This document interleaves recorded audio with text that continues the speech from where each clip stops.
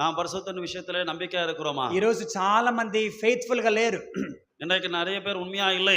ఇస్కరియోతు యూదా డబ్బుల విషయంలో ఫెయిత్ఫుల్ గా లేడు. யூதாஸ் காரியத்து பண விஷயத்திலே உண்மையா இல்லை. అననీయ సప్పిరాలు ఫెయిత్ఫుల్ గా లేరు. அனனியா சஃபீரா உண்மையா இல்லை. ఎంత నష్టపోయారో. எவ்வளவு నష్టமா இருக்கிறார்கள். కాబట్టి మన జీవితంలో ఫెయిత్ఫుల్నెస్ అనేది ఉందా?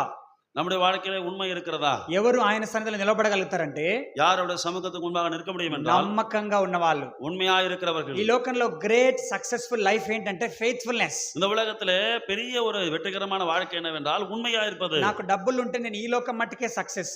இந்த பணம் இருந்தால் உலகத்துல மாத்திரம் தான் நமக்கு வெற்றி. నాకు స్థలాలు, పొలాలు, బిల్డింగ్లు, వెహికల్స్ ఇవన్నీ ఉంటే ఈ లోకంలో సక్సెస్ఫుల్ మ్యాన్ అని పిలుస్తారు. எனக்கு இடமோ வீடோ வயலோ அல்லது பில்டிங்கோ இருந்தால் உலகத்துல மாத்திரம் தான் நான் வெற்றி வாய்ந்தவன். కానీ దేవుని దృష్టిలో హూ ఇస్ ద సక్సెస్ఫుల్ అంటే ఫెయిత్ఫుల్ పర్సన్. ஆனால் தேவனுடைய பார்வையில யார் வெற்றியாளர் என்றால் உண்மையா இருக்கிற நபர்.